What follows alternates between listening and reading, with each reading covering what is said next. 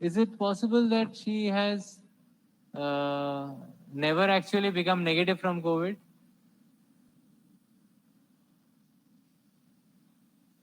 How significant was her COVID symptom this time? Because from what I remember talking to Natasha, this is not at all significant. Shall we have Natasha online?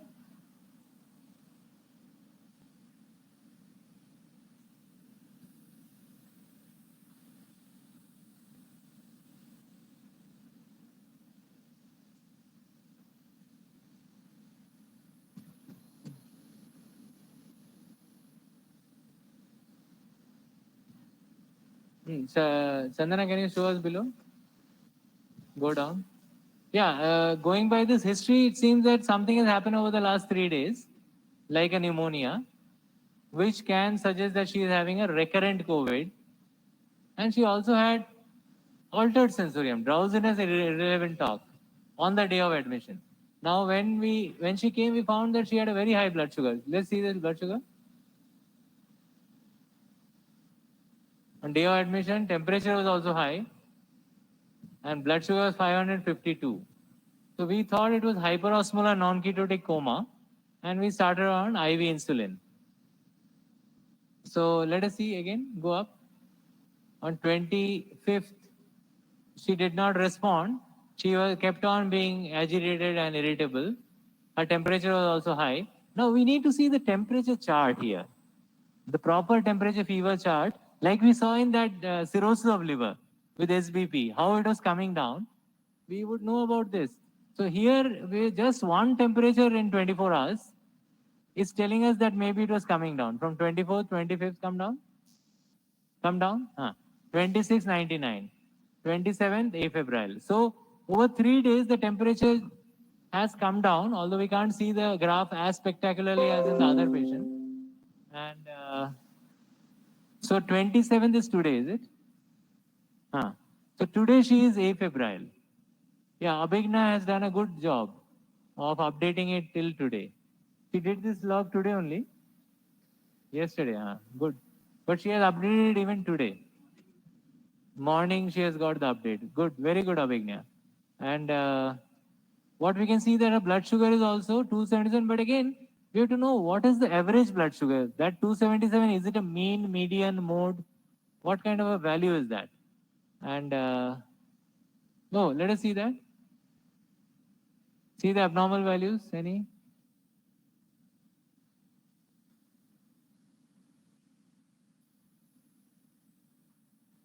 Actually, all these are there below.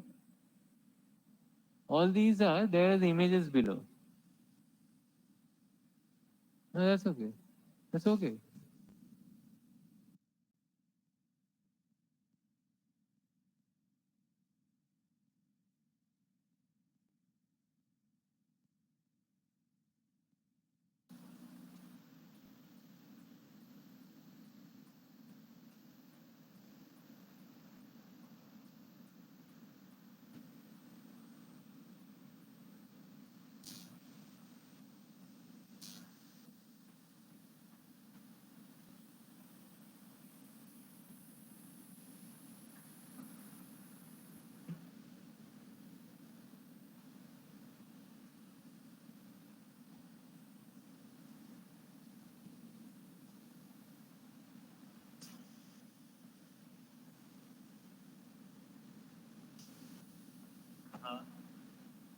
You posted both Dr. Kannis only. Both are Dr. Kannis. What about Vijay Lakshmi? Huh? Somebody in the OPD.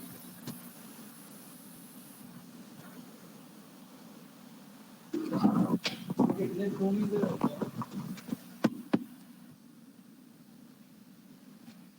Yeah, Abhigna is here. Abhigna, can you tell us, do you have any questions on this patient? The patient is currently there with us. She came with very high blood sugars. And this time her COVID was minimal involvement. How did you know that? Physiologically, she was not requiring much of oxygenation. Her SpO2 was always normal at room air. See, 94, 96 till today. So her damage this time has been very minimal.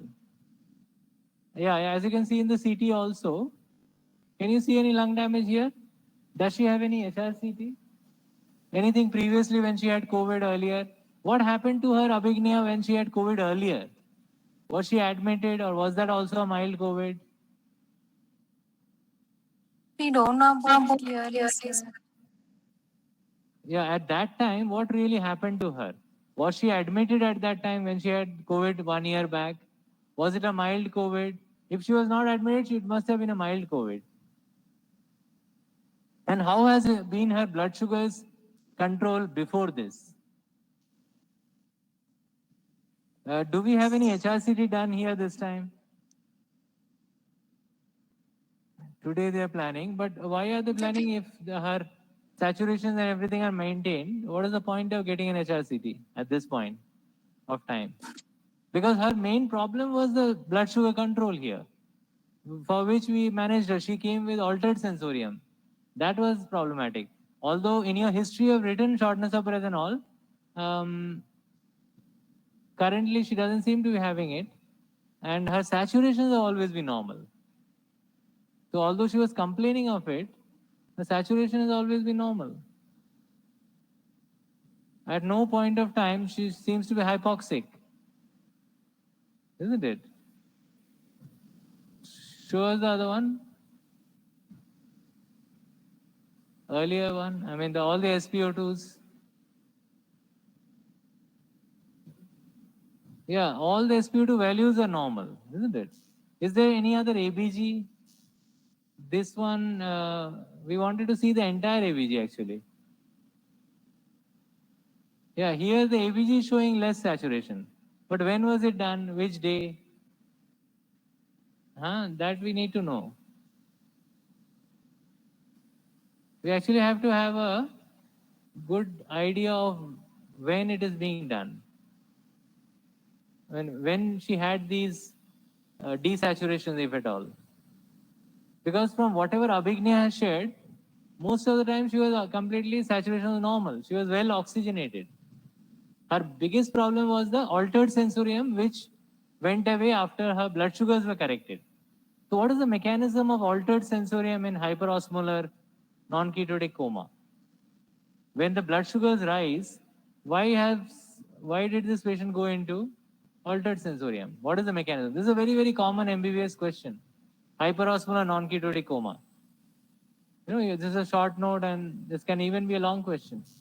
So for this patient, it was vital. The entire patient's case rests on hyperosmolar non-ketotic coma in a diabetic patient. So when was she first detected diabetic?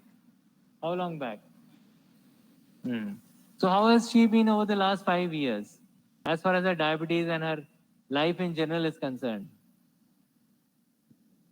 Because all we know now about her is 1 year back she had COVID positive and she received symptomatic treatment, which means probably it was mild and she was at home and come down. And only this time she became ill with up. Yeah, high grade fever above, cough and shortness of breath. So we don't know why she was having the shortness of breath, but cough and high grade fever is suggestive of a fresh COVID infection or whatever infection, which slowly died down. So currently she doesn't have any fever. So the phase of viremia or infective phase has gone. Now whether she will go into an adaptive immune phase, which will cause further cytokine-induced damage of her lungs, remains to be seen. But currently she has come out of the viremic phase and she has also come out of her blood sugars, which went haywire. So why did the blood sugars go haywire during that time when she was actually having a fresh bout of COVID? And this time it was the second time she was getting COVID. Second time acute COVID. But this time her blood sugar also went haywire. So much so that it caused her to develop coma. Hyperosmolar non-ketotic coma is what we are thinking. So is this the truth that we are getting about her or are we missing a lot here? So till whatever now we have got the data, the story runs like this. Diabetic for 5 years, relatively all right. 1 year back she had COVID, that was also asymptomatic. This time she developed COVID with a force, repeat COVID, and she also went into hyperosmolar non-ketotic. Although she did not develop a physiologically problematic pneumonia, in the sense that saturations were always well maintained. Even now it's well maintained. Her viremic phase has died down, fever has come down. So what are we doing for her blood sugars now? How are we controlling it? How much of insulin is she on right now? Yes, Abhignya, can you tell us how much of insulin is she receiving, total dose? How much did she receive yesterday? How is she receiving it? Is it basal bolus, subcutaneous or IV?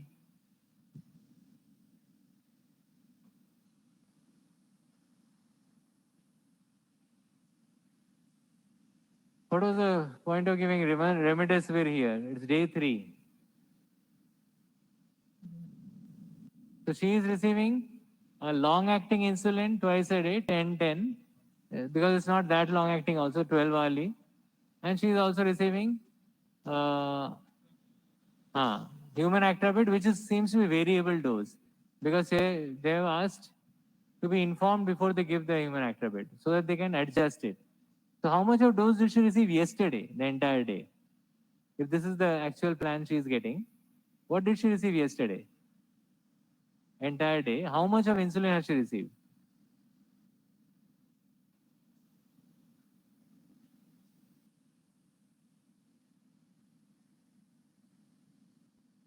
That will be found in the charts. Because here what you're seeing is your orders to the nursing staff. But what she has actually received is what the nursing staff enters in the charts. So those charts are very important. Huh? Where are they?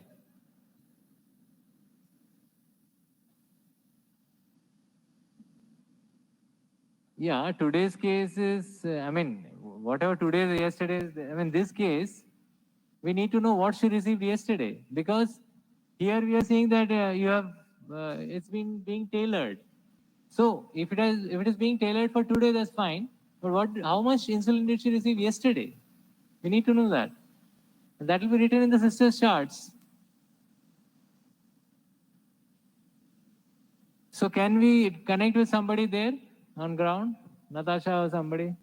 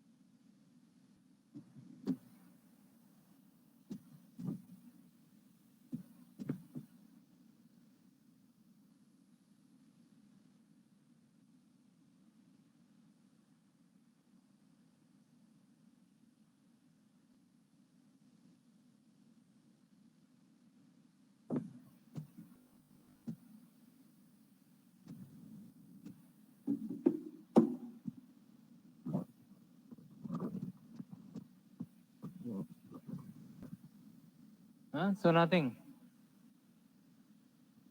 Okay, let's move to the next patient then. Yeah, Muskan has done this. Muskan, can you present?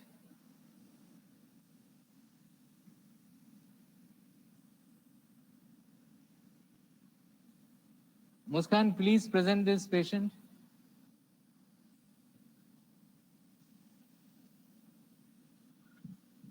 Yes, sir. Yeah.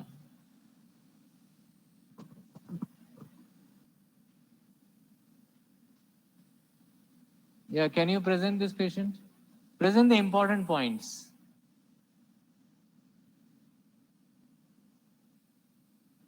You have to unmute yourself.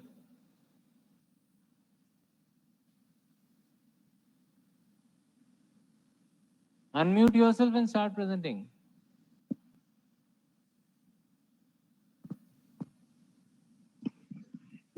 Yes, sir. This is a patient who got admitted the day before yesterday. She came with the chief complaints of SOB since afternoon, that day afternoon. And she had vomiting since 3 days and cough. She already had fever since 5 days, so she went to another hospital. She took self-medicated medicine, sir.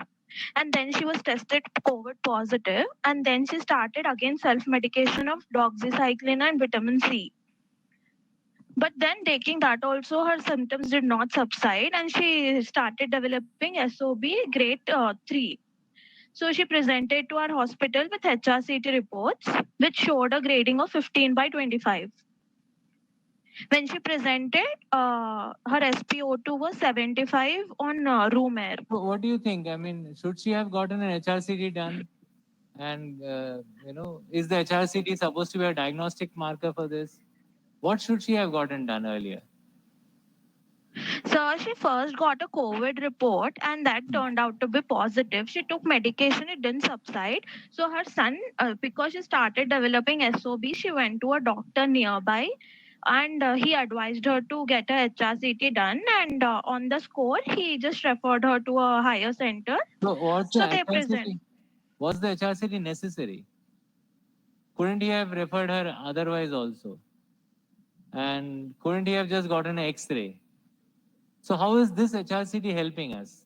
We are seeing a beautiful pathology, of course, in detail, and the X-ray may not have given us the detail of this pathology, but still, physiologically, how is it really helping us? Because our management will not change on the basis of this pathology. We'll be just giving her oxygen anyway, isn't it?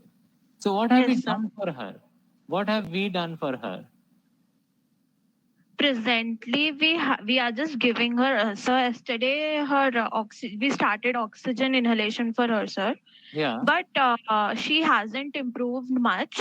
According to the updates today, she's on BiPAP with 80% of oxygen SpO2, sir. Okay, so because she was not able to ventilate properly. Okay, can we see your those images again? No. Yeah, see, Muskan, here the institutional identifiers are visible, isn't it? Yes, So sir. you'll have to crop the topmost part. Yes, Okay. sir. So you have to be careful about that. No identifier should be visible. Let's go up. Let's go up. Above. Okay, go above. Here you have probably meticulously taken out the names, isn't it? Okay, even dates are need to be taken out. You might have seen that something we had posted in the group as to how it has to be taken out and all that, isn't it? Yes, sir. I'll make sure. Very detailed note on how which things to be taken out. So yes, overall your presentation is very good, and the log which you have done is very nice. The pathology is also standing out. We actually love to see the HRCT, although if you look at the patients, there's so many patients. I mean millions. So if you see all those getting HRCTs, it's not a very good resource to be wasted like this. So all we are going to do is we are going to give her oxygen. At the most, we'll give her BiPAP. Okay, it's nice to see the extent of damage, So one HRCT is fine, and I guess in this lady it was done in the right time, so no harm done really in this particular case. And now it brings us to the next question, which Taichar and Natasha, they were supposed to be ready with. That is, what is this pathology that we are seeing in the lung? What is this showing? I mean, you can call them ground glass opacities, crazy pavement, but what exactly are they? I mean, pathologically, when you cut open the lung, what will you see there? And microscopically, what will you see there? This was our question for the last few days this week, but we are not getting an answer yet. Yes, any answers, Muskan, to this? So then after that, we have put her on BiPAP because her oxygenation is not improving. So our logic is, if we can drive the oxygen through a higher flow using BiPAP, then it may be able to reach those areas of the lungs which are still probably oxygenable. Because from what you can see in the CT, there's a lot of areas which are destroyed. So even if the oxygen goes there, it's not going to be of any use. So it's possible that the lady is not receiving oxygen in the areas which are still where the oxygen will diffuse into the blood if we can send it properly. So that's the logic of the BiPAP, where we are forcing the air inside and hoping that it will reach those areas, those blacker areas where probably functional alveoli are remaining. And once we have done that today, yesterday, what has been the result? Muskan. What has Sir, we started her on BiPAP today, sir. Yesterday, we just had an head elevation and we gave her oxygen inhalation. So she came up with 75 and we could keep it up to 91, 92 on 15 liters of oxygen. But Okay. then since morning, I think since morning, so because I got the update in the morning, she's on BiPAP and still she's maintaining oxygen SpO2 of only 87, 88. Yeah. So even with BiPAP, it's not improving much, isn't it? So again, we need to know further. I mean, because we have only got one update in the morning from Sai Charan, but we don't know what has happened to her now. Natasha is also untraceable. So maybe Muskan, at some point you will have to text Natasha and find out. Sai Charan will also text and find out what is happening to her oxygenation. So Muskan, if it doesn't help, what would you do next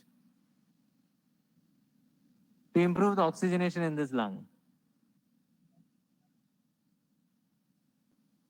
Well, we can always say that there's nothing much to be done. But people have come out with some ideas and they have devised newer instruments. So one thing is increase the intensity of ventilation, because non-invasive ventilation, all said and done, is still not as efficient as cutting off the dead space and going directly into the trachea. So all you have to do is cut the dead space of the nose and the nasopharynx and the trachea and go straight away into the trachea with your tube. So when you put a tube inside, you cut the dead space and you are slightly inside, and that means your ventilation becomes more efficient. So with that invasive ventilation, by converting it from non-invasive to invasive, you may gain some additional, saturation, because of which you might want to put her on invasive ventilation. Problem with the invasive ventilation is the patient is knocked out, and then you are not sure as to how much is. I mean, you know the body physiology, how what is going on, SpO2 and everything, but because you cannot communicate with the patient, and also it's much more labor intensive, many people don't prefer it. But yes, at some point one has to go for invasive ventilation. But then let us imagine that in some cases it doesn't work. Invasive ventilation will just increase the efficiency a little bit, but that doesn't mean that the patient will get oxygenated. So what do you do next? Then you go for ECMO, where you essentially take out the blood and oxygenate it and send it back, just like dialysis. You take the blood, detoxify it, and send it back. So similarly here, you take it out, oxygenate it, and send it back. But whatever it is, it's not a very efficient method again. although it may be better than the ventilation that we are trying.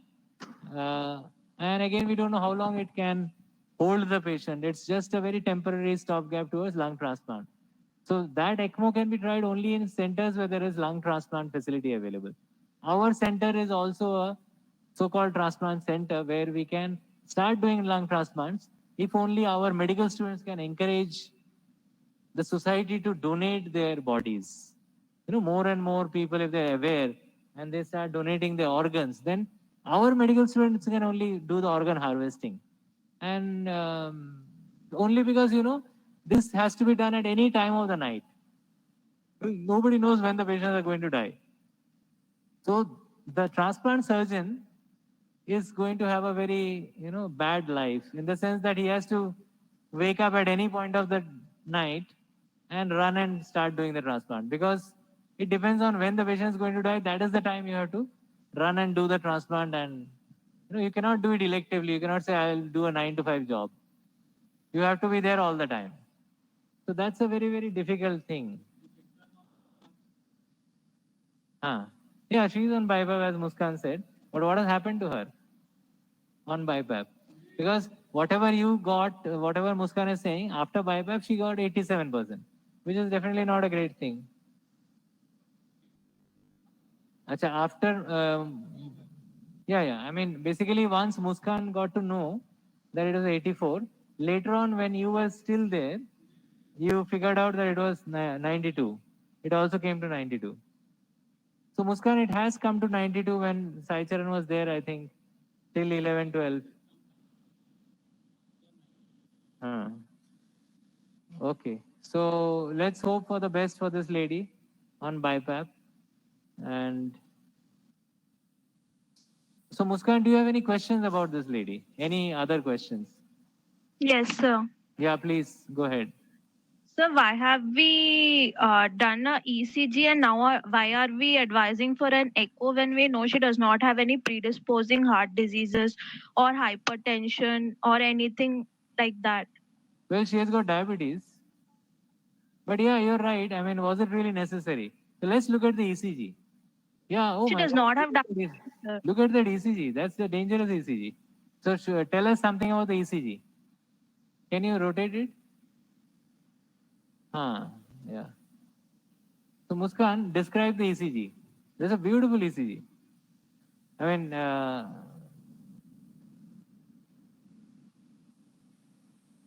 she could be having a heart attack.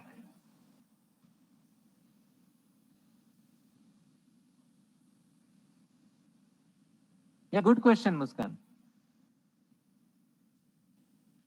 Open. Oh.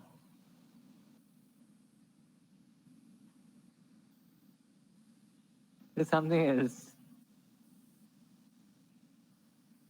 Okay. Now how to rotate it?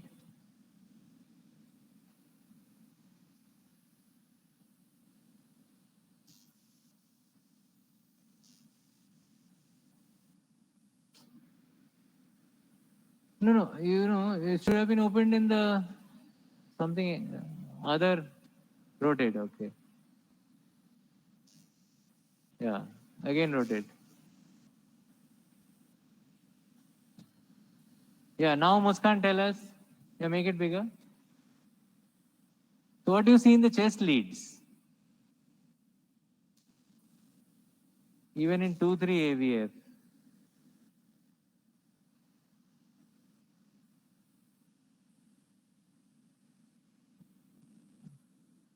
So there's something wrong in the 2-3 AVF, and there is a lot wrong in the chest leads. You can see some T-wave inversions there, isn't it? Very prominent T-wave inversions in all the chest leads from V1 to V6. And if you look at lead 2, there also you can see some T-wave inversion or at least T-wave flattening. And you can see lead 3 also the same similar kind of a T-wave inversion is there. And in AVF also, if you see, it's not a normal QRS complex, isn't it? So something is wrong in 2-3 AVF, it represents the inferior wall. And something is wrong in V1 to V6, it represents the chest chest leads. That is basically the interventricular septum, that is V1, V2, V3, V4, and V5, V6 is the lateral wall of the heart. So there is a ischemia going on in these areas, the inferior wall as well as the lateral wall. The inferior wall seems to be an old one, an old ischemia perhaps, and the fresh ischemia which is happening is in the interventricular septum as well as the lateral wall, which means the left anterior descending artery and the left circumflex artery are probably also involved. So as we know, she's a diabetic, and diabetics can have diffuse coronary artery disease, and very often they can be silently ischemic. So she could be having a silent myocardial infarction. When do we call it myocardial infarction? There are two types. One is a ST elevation myocardial infarction. Another is a non-ST elevation myocardial infarction. So what you are witnessing here, Muskan, could be a non-ST elevation myocardial infarction. So how do we prove that she is actually having a myocardial infarction? We can send her enzymes, but the problem is the problem of affordability, and also our lab doesn't have the enzymes kit available right now. So we can assume that she is having a non-ST elevation myocardial infarction also, and we have anyway giving her anticoagulation for that. And because she doesn't have chest pain, she doesn't need any analgesia for this. So this is all she requires as a part of management. And I think somebody tried to do the echo to see if there is any regional wall motion abnormality. But the thing is, in non-ST elevation myocardial infarction, the lesion is in the subendocardial area. Because it is in the subendocardial, it's not a transmural infarct. So the heart will not show any change on the echo also. It will show a normal echo. Okay, so very good question, Muskan. And you have done a very good job. And in fact, all of you who are present here have been doing wonderful job. I'm really happy with most of you who are doing the job, that is. But I can see that I think 150 of your batchmates are not doing anything. So I'm not sure how to help them, because we can only help those who are actively learning. If you're passive, even if we spoon feed you a lot, it's not going to help much. So I can only see some of you learning, maybe 20 odd people like you are learning medicine, and the others, I don't know what they're planning. But the other worry which I have is, while 20 are learning medicine in MBBS, in the BDS students that we have, none of them are learning anything. So I think Vidya is there in their group also. Can a few more of you go into their group and try to engage with them, share how you are collecting the cases, and try to encourage them also to prepare some e-logs. Because only when you work actively with the patient, then you will be able to think. And in medicine, thinking is a very, very important process. So thanks a lot, all of you. We meet again tomorrow. But till then, let us try to share all the questions we have raised here in the group, so that the others can benefit. And some of you should, ask Vidya to add you to the BDS group also, so that you all can guide. Otherwise, what is happening is we are sharing all these case logs with them, but they are completely bewildered. They do not know what to do because they've never seen a patient. So because they're very focused in the oral cavity, they've not seen a whole patient. So that's why they're very bewildered. So you have to slowly talk to them and, get them to understand this. So thank you. And please keep your question coming in the group as well as otherwise. Yeah.